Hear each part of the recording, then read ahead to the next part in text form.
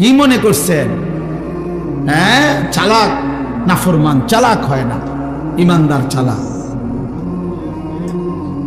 নামাজি চালাক, সে বুঝে আমার দুনিয়াও চলতেছে, অসুবিধা কি, আমার আখেরাতও ঠিক হচ্ছে।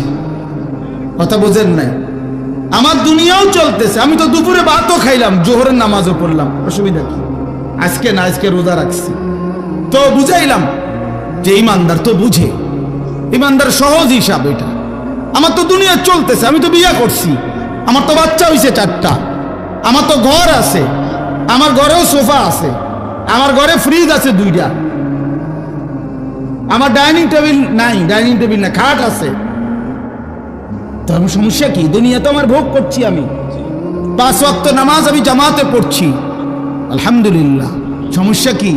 আল্লাহকে মাইনা আমি আটকায় গেলাম কোথায়? নাফরমান আগায় গেল কোথায়? আরে বেঈমান, তুই কই আগাইলি? এই বেনামাজি অসভ্য, তুই আগাইলি কই? নাফরমান, ঘৃণা ছাড়া, লজ্জা ছাড়া আর কি জোগাড় করলি বাপ? তুমি কি আগাইলা? আজকে আমরা যারা 5 ওয়াক্ত নামাজ পড়ছি, আমগো এখন বাজে 10টা 2। আজকে যেই নাফরমান অসভ্য নির্লজ্জ বেহায়াগুলো একটা ওয়াক্ত নামাজ পড়ে নাই, ওই অসভ্যের এখন বাজে কয়টা? তো তুই কি আগাইলি বেটা বেঈমান? কোনানে আগাইলাই বলে, এমন যদি হইতো তোর 12:30 বাজে, আমরা অন্য 10টা ফিরে রয়েছি। কিরে নাফরমান, তুই কি আগাইলি বেটা? হ্যাঁ, আমরা যে বিশুদ্ধ, তোমার যে রোববার, হ্যাঁ তো কিতা, তুমি কি আগায় গেলা? পৃথিবী কোনটা বেশি ভোগ করলা? ভোগ করলা কোনটা? মোবাইলের নারী, এটা কি ভোগ করা হইল? মোবাইলের ছবি, এ তো ধোকা, এ তো ছায়া, এ তো ছায়া, এ তো প্লাস্টিক, এটার ভেতরের যেটা, এটা তো ছায়া ছবি, এটা তো আসল নারী না, আসল নারী তো না, এটা তো ছায়া, এটা ছবিও না, ছবির ছায়া, ছবিও না, এটা ছবির ছায়া, এটা স্রেফ ছায়া। এই ছায়া দেখে দেখে আহা, যে যুবক তার চরিত্র নষ্ট করে দিল, যৌবনের সক্ষমতা নষ্ট করে দিল, তার চাইতে অপদার্থ আর কেউ হতে। ওই শিখলো কি, পড়লো কি, পরে কে কি পড়াইলো, এই বেউকুফে কি শিখলো, কিত্ত এতে স্কুলে গেল, কিত্ত এতে কি করলো, আমি কিছু বুঝি না। কি পড়লো সে? আফসোসের বিষয়। এই জন্য দয়া করে আমাদের জিন্দেগি আখেরাত, আমাদের জিন্দেগি কি বলেন? আমাদের জীবন আখেরাত। আমরা মূলত আখেরাতের জন্য মুসলমান। প্রিয় বাপ, শক্ত কথা বলছি বাবা, নওজোয়ান ছেলে তোমাদেরকেও বলছি বাপ, কিন্তু বাস্তবতা হলো এই কথাই বুঝানো যে আমাদের জীবন আখেরাত। তুমি ধোঁকা খাইও না বাপ, শুনছি কথাটা, ধোঁকা খেও না বাপ, তুমি প্রতারিত হইও না। তুমি এই কাফের বেঈমান মুশরিক ইহুদি খ্রিস্টানদের জালে পড়ে নষ্ট হয়ে যায়। এটা ইন্টারনেট, এটা জাল, এটা তোমার মতো ইমানদার মুসলমানকে চরিত্রহীন বানাবার জাল। একদিন তোমারে ফকির বানায়া, চরিত্রহীন বানায়া, তোমার শরীরের সক্ষমতা, কোমরের সক্ষমতা, লজ্জাস্থানের সক্ষমতা নষ্ট করে একদিন তোমারে ফতুর বানায় দেবে। একদিন তুমি নারী দেখতে দেখতে, ছবি দেখতে দেখতে দেখবা তোমার জীবনটাও শেষ, যৌবনটাও শেষ, আখেরাতটাও শেষ, আর কিছুই মিলবে না, আর কিছুই মিলবে। শত শত যুবকের জীবন আমি জানি, হাজার হাজার যুবক। আমার জিন্দিগি তো ছেলেদের সাথে, আমার জীবনটাই তো ছেলেদের সাথে। আমি তো শুনি বাপ। অতএব নিজের আখলাক সুন্দর, আমরা আখেরাতের জন্য, আমরা মুসলমান, আমাদেরকে আল্লাহ দয়া করে পছন্দ করে এক শ্রেষ্ঠতম নবী দিয়েছেন। এত বড় শ্রেষ্ঠতম রাসূল পেয়ে আহা, যে পথ হারা হয়ে গেল, তার চাইতে বড় অভিশপ্ত আর কেউ হতে পারে। কুল কায়নাতের সর্বশ্রেষ্ঠ নবী আমার কপালে জুটলো, তোমার কপালে জুটলো, তবুও তুমি কেমনে পথহারা হই? এত বড় শ্রেষ্ঠ নবী তো আর কারো কপালে জুটে না। নবী সাল্লাল্লাহু আলাইহি ওয়াসাল্লামের চাইতে দামি আল্লাহর সৃষ্টিতে আর কে হইতে পারে? তার চাইতে সুন্দর আমাদের নবীর চাইতে কে তিনি? এমন কে আছে? তিনি হাসলেও সুন্দর, তিনি কাঁদলেও সুন্দর, তিনি হাঁটলেও সুন্দর, তিনি বসলেও সুন্দর, তিনি কথা বললেও সুন্দর, তিনি চুপ থাকলেও সুন্দর, তার প্রতিটা সিদ্ধান্ত সুন্দর, তার প্রতিটা নড়াচড়াও সুন্দর। আল্লাহ নবী সাল্লাল্লাহু আলাইহি সাল্লাম ইমানদারও 1450 বছর ধরে নবীকে পরীক্ষা করছে। তিনি ইমানদারের চোখেও সর্বশ্রেষ্ঠ। পৃথিবীর সমস্ত কাফের বেঈমান, মুশরিক, নাস্তিক, মুরতাদ, দার্শনিক তারা পর্যন্ত নবীকে নিয়ে, আমাদের নবী সাল্লাল্লাহু আলাইহি সাল্লামকে নিয়ে গবেষণা করছে, একবার দুইবার না, লক্ষবার। তিনি তাদের কাছেও শ্রেষ্ঠ। কারো কাছেই তো তিনি এক জাররা, এক বিন্দু 23 বছরের 63 বছরের এই পবিত্র জিন্দেগিতে একটা কলমের দাগ বসাবে, একটা লাল কালির ফোঁটা দিবে আমার নবী সাল্লাল্লাহু আলাইহি সাল্লামের জিন্দেগির উপরে, এমন কেউ হয়েছে কোথাও? তাহলে আমরা সেই নবী সাল্লাল্লাহু আলাইহি সাল্লামকে ছেড়ে দিলাম কেন? কেন ছেড়ে দিলাম? এই জন্য দয়া করে ভাবতে শিখি। আমরা বাবাদেরকেও বলি, নওজোয়ান ছেলে তোমাদেরকেও বলি, পর্দার আড়ালের মা বোনদেরকেও বলি, মা আখিরাতের ফিকির করেন। আখিরাত যদি ফিকির হয়, পরকালের যদি ভাবনা হয়, তাহলে আমাদের পরকালের শ্রেষ্ঠতম সিজন আখিরাত কামাই করার মাহে রমজান। মাহে রমজান আমাদের সামনে। মাহে রমজান রমজান মানে ভিন্ন কিছু। রমজান মানে আখিরাতের মাস, রমজান মানে মেহনতের মাস, রমজান মানে পরিশ্রমের মাস, রমজান মানে দুনিয়া ভুলে জান্নাত কামাই করার মাস। রমজান সিজন, রমজান মৌসুম, আখিরাতের মৌসুম, আখিরাতের মৌসুম, পরকালের মৌসুম। অতএব বাবা, এত বড় রমজানকে সামনে আল্লাহ যদি কারো হায়াতে দেয়, আল্লাহ যদি দয়া করে রমজান পর্যন্ত পৌঁছায়, সেই রমজানকে পেয়ে কেউ যদি নিজের জিন্দেগিটা গড়তে না পারে, তার উপরে আল্লাহর লানত ছাড়া আর কিচ্ছু, আর কিচ্ছু। এই জন্য হাদিসে আছে, আপনারা সবাই শুনেন, এটা রমজানের লাস্টের দিকে হুজুররা বয়ানে এটা বলে যে নবীজি সাল্লাল্লাহু আলাইহি সাল্লাম মিম্বরের মধ্যে উঠতে গিয়ে আমিন বলছে।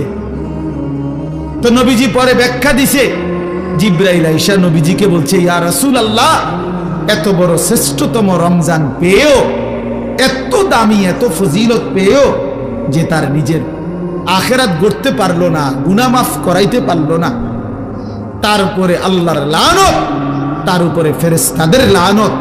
নবীজি তখন বলছেন আমিন, হ্যাঁ জিবরাইল, আমিও কবুল করলাম, অর্থাৎ আমি মুহাম্মদেরও লানত। এই জন্য রমজানে যে নাফরমানি করে, রমজানে সুদ খায়, ঘুষ খায়, রমজানে কিস্তি নেয়, রমজানে যেই মহিলা বেপর্দা বাজারে বাজারে ঘোরে, রমজানে যেই নাফরমান নামাজ পড়ে না, আল্লাহর জিকির তেলাওয়াত করে না, হালাল পথে চলে না, তোর উপরে আল্লাহর লানত, ফেরেশতার লানত, তোর নবীর লানত, তোর রাসূলের লানত। মনে রাখো, এত লানত নিয়া জীবনে সুখ হবে না, আখিরাতেও সুখ হবে। এই জন্য দয়া করে ইনশাআল্লাহ মাহে রমজানকে কদর করুন। বলেন ইনশাআল্লাহ। ছেলেরা বলো বাবা ইনশাআল্লাহ।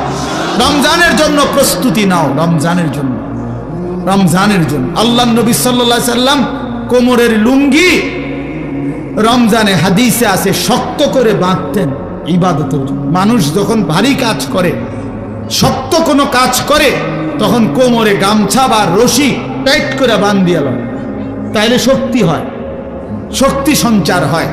আল্লাহর নবী সাল্লাল্লাহু আলাইহি সাল্লাম রমজানে রাত্রি জাগার জন্য কোমরে লুঙ্গি শক্ত করে বেঁধে নিতেন, ইবাদতে ডুবে যেতেন, আল্লাহর বন্দেগীতে লেগে থাকতেন। অতএব আমরা রমজানকে কদর করব ইনশাআল্লাহ। আমার জীবন সুন্দর হবে কখন? আল্লাহ তাআলা আমাদেরকে সৃষ্টি করেছেন আমাদের জিন্দেগীর সমস্ত কর্মকাণ্ড সুন্দর করার জন্য। লিয়াবলুয়াকুম আইয়ুকুম আহসানু আমালা। আল্লাহ তাআলা বলেন, জীবন দিলাম তোমাদেরকে পরীক্ষা করার জন্য, তোমাদের কার আমল কতটা সুন্দর। আহসান, আহসান শুধু সংখ্যা বিবেচ্য নয়। নামাজ পড়ে ফেলছে 10,000 রাকাত, কিন্তু সূরা কেরাত অশুদ্ধ, দোয়া কালাম অশুদ্ধ, রুকুর তাসবিহ, সেজদার তাসবিহ, আত্তাহিয়াতু অশুদ্ধ, তো কোনো লাভ নেই। 10,000 না, 10 লক্ষ রাকাতেরও কোনো ফায়দা নেই।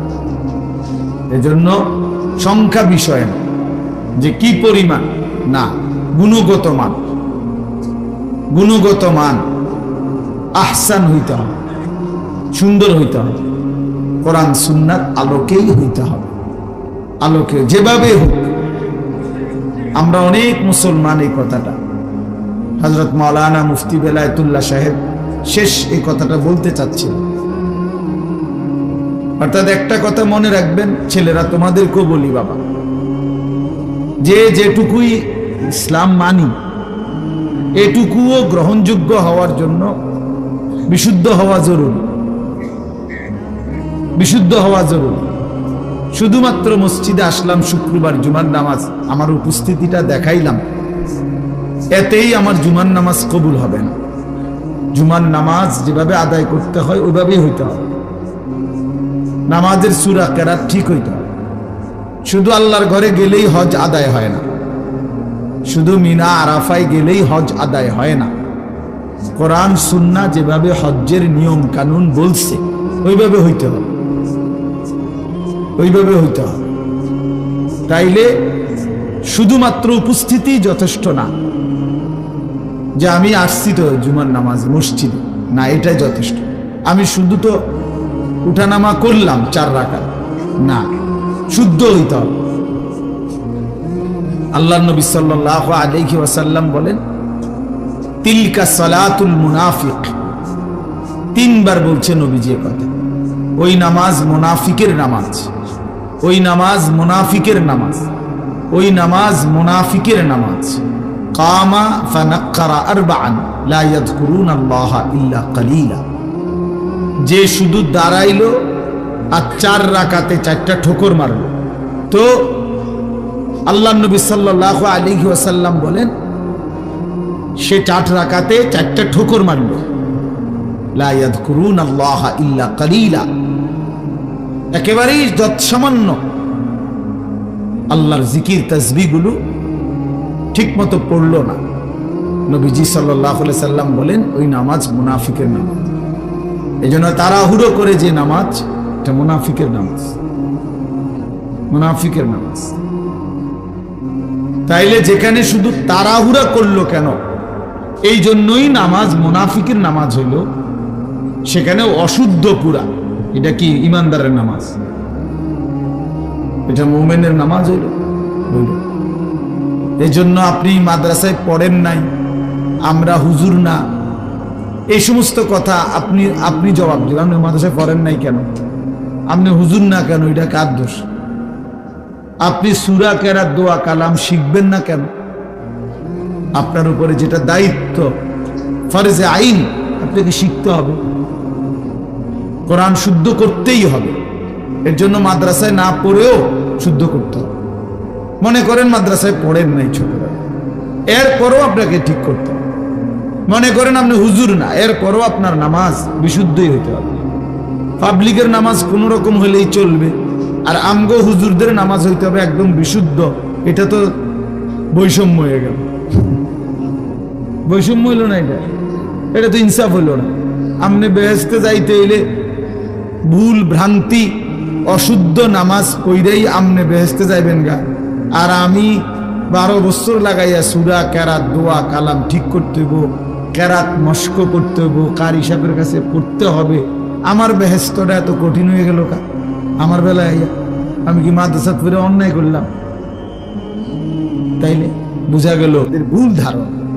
এই জন্য এটা মনে রাখবেন, আমি কিংবা আপনি, জওয়ান কিংবা বুড়ো, জেনারেল পড়ুয়া কিংবা মাদ্রাসায় পড়ুয়া, নারী কিংবা পুরুষ, মুসলমান মাত্রই তার প্রতিটি আমল বিশুদ্ধ হইতে হবে। কি হইতে হবে বলেন? ফামান কানা ইয়ারজু লিকা রাব্বিহি ফালইআমাল আমালান সালিহা। আল্লাহ তাআলা বলছে, যারাই আল্লাহর সাক্ষাৎ চায়, জান্নাত চায়, যে আল্লাহর সাক্ষাৎ পাবে পরকালে সেই জান্নাত পাবে, যে জান্নাত পাবে সেই সাক্ষাৎ পাবে। একই কথা এটা। তো যে আল্লাহর সাক্ষাৎ চায় মানে জান্নাত চায়, আল্লাহ তাআলা বলেন ফালিয়ামাল আমালান সালিহা, সে যেন তার সবগুলো আমল বিশুদ্ধভাবে করে। কোরআন শরীফের আয়াত। ওয়ালা ইউশরিক বিইবাদাতি রাব্বিহি আহাদা, এবং আল্লাহর ইবাদতের সাথে কাউকে যেন শরীক না করে, মানে ইখলাস, শুধু আল্লাহর জন্য করে। তাহলে এই জন্য আমি অনুরোধ করলাম আপনাদের কাছে, এটা আমাদের বোঝা উচিত। না বুঝলে আফসোস করবেন, আজ কিংবা কাল আফসোস করতেই হবে।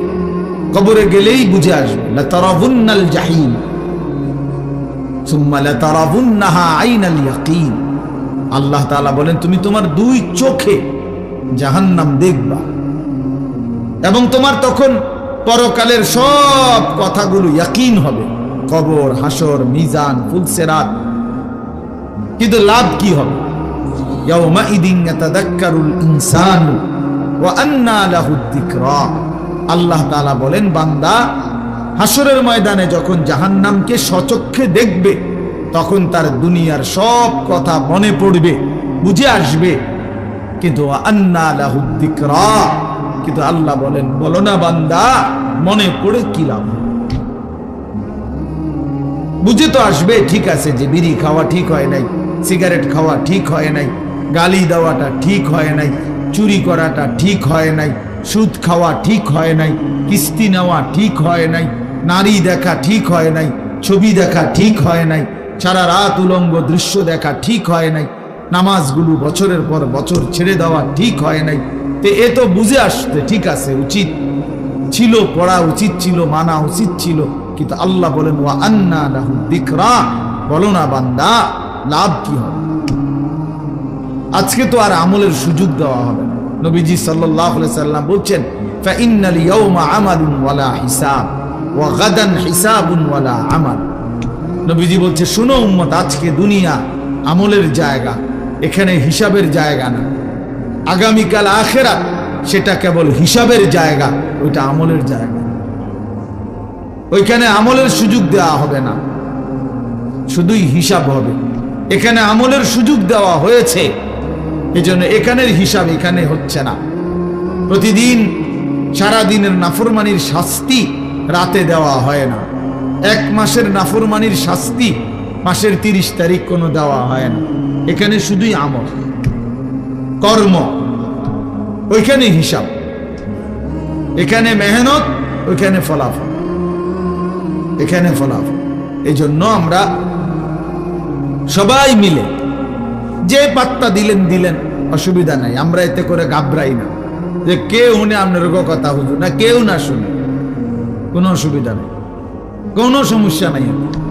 গোটা পৃথিবীর সমস্ত মানুষ যদি আল্লাহর নাফরমানি করে, একজনও যদি মুমিন না থাকে, তবু আল্লাহ শ্রেষ্ঠ, তবুও কোরআন শ্রেষ্ঠ। আবার গোটা পৃথিবীর সকলেই যদি আল্লাহকে মেনে নেয়, তবু আল্লাহ শ্রেষ্ঠ, আল্লাহ শ্রেষ্ঠ। অতএব আমাদের জিম্মাদারি বলা, দিল থেকে বলা, আন্তরিকতা নিয়ে বলা, কেউ পাত্তা না দাও, অসুবিধা কি? সমস্যা নাই, কোনো সমস্যা নাই। কোরআন শরীফে আছে, ওমা তাসআলুহুম আলাইহি মিন আজরিন ইন হুয়া ইল্লা যিকরুল লিল আলামিন। আল্লাহ তাআলা নবীকে বলছে, বন্ধু, আপনি যে দিন রাত মানুষকে আল্লাহর দিকে ফেরাইতে চাচ্ছেন, ডাকতেছেন, তো এর পারিশ্রমিক, এটার মজুরি আপনি তো মানুষ থেকে নিচ্ছেন না। এটার বিনিময় তো মানুষ থেকে না, যে একবার সুবহানাল্লাহ মানুষেরকে শুনাইলে, শিখাইলে কয় টাকা, এটার কোনো নির্ধারিত রেট আছে? নাই। তো মানুষের কাছে তো এটার বিনিময় না। 1 কেজি চালের দাম তো নির্ধারিত আছে, 1 কেজি আটার দাম তো কি আছে? নির্ধারিত আছে। 1 কেজি আলুর দাম তো নির্ধারিত আছে। কিন্তু আল্লাহর কথা বলার মূল্য তো নির্ধারিত নাই, অর্থাৎ এটা মানুষ থেকে তো আপনি বিনিময় নিবেন না। কাজে আপনার সমস্যা কি? বিনিময় তো দেব আমি, কাজে কেউ গ্রহণ করলেও বিনিময় দেব, কেউ গ্রহণ না করলেও বিনিময়। আপনার সমস্যা কি? আপনার যেটা পাও না আমি সেটা আপনাকে দেব।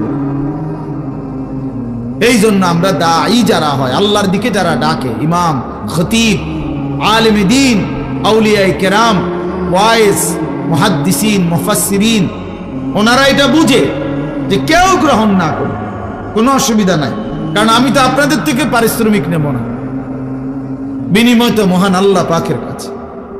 ইন্নামা নুতঈমুকুম লিওয়াজহিল্লাহ লা নুরিদু মিনকুম জাযাআন ওয়ালা শুকুরা। আল্লাহর প্রিয় বান্দা বলে, আল্লাহর সন্তুষ্টির জন্য তোমাকে খাওয়াইছি, বিনিময়ে তোমাদের কাছে কোনো কৃতজ্ঞতাও চাই না, কোনো বিনিময়ও চাই না। আপনি ধন্যবাদ দেওয়ারও দরকার নাই, ধন্যবাদেরও দরকার নেই। আপনি বলছেন আর যে মনে কর একটা ওয়াজে হয়েছে আজকে, হ্যাঁ তো কি এতে কি আমার কবর রাজাব মা, কথা বলেন না কেন? 10 লাখ মানুষ আমার চিনে, এতে করে কবর রাজাব মাফ তো কি? তো শ্রোতা 50 লাখ হইলেই কি? 5 জন হইলেই কি? 5 জন হইলেই কি? সবাই চিনলেই কি, না চিনলেই কি? এতে কি আহামরি ব্যবধান কি? সবাই চিনলে কামিয়াব, কথা বলেন না? কেউ না চিনলে ব্যর্থ, তো আর কি? এখানে আলাদা কিচ্ছু নাই, সবকিছু আসমানওয়ালার কাছে। গ্রহণ করলেও তিনি, ফেলে দিলেও তিনি, বর্জন করলেও তিনি। তিনি চাইলেই গ্রহণ করবেন, তিনি না চাইলে ছুঁড়ে মারবেন। এজন্য মূল বিষয় হলো বাপ আল্লাহর দিকে ফেরা। আল্লাহ আমাদেরকে বুঝ দান করেন। এজন্য আমি বলছিলাম মনোযোগ দরকার। আল্লাহর কথা দিল দিয়ে শুনলে, আন্তরিকতা নিয়ে শুনলে ধীরে ধীরে পরিবর্তন হয়। নওজোয়ান ভাই, তোমাদের কাছে আমার অনুরোধ, ভাইয়া, কোন একক কোন বক্তার জনপ্রিয়তায় অথবা পরিচিতিতে, খ্যাতিতে এইভাবে কি ব্যস্ত না হওয়া, বরং আল্লাহর কথার প্রতি আন্তরিক হওয়া। ওষুধের মতো লাগো, বিষের মতোই লাগো, আমার গায়েই লাগো, আমারই বলুক, তারপরও শুনতে থাকা, হজম করতে থাকা, অনুভব করতে থাকা। তাইলে একদিন আল্লাহ পাক জিন্দেগি বদলায় দেবে, জীবন বদলায়, জীবন বদলায়। এই জন্য এটা বোঝা উচিত। আল্লাহ তাআলা সকলকে তৌফিক দান করেন। প্রিয় ভাই, এই মুহূর্তে আমাদের সবাই, সারা পৃথিবীর ইমানদার মুসলমান যারা, সমস্ত ইমানদার মুসলমানের সমস্ত প্ল্যান, প্রোগ্রাম, পরিকল্পনা একটাই বস্তু নিয়ে, সেটা হলো মাহে রমজান। যাদের কলবে, কলিজার মধ্যে কবরের ফিকির, আখিরাতের ফিকির আছে, পরকালের ভাবনা আছে, তারা শুধু নেকি তালাশ করে, নেকি তালাশ করে, নেকি তালাশ করে। আর নেকির সর্বশ্রেষ্ঠ মৌসুম মাহে রমজান।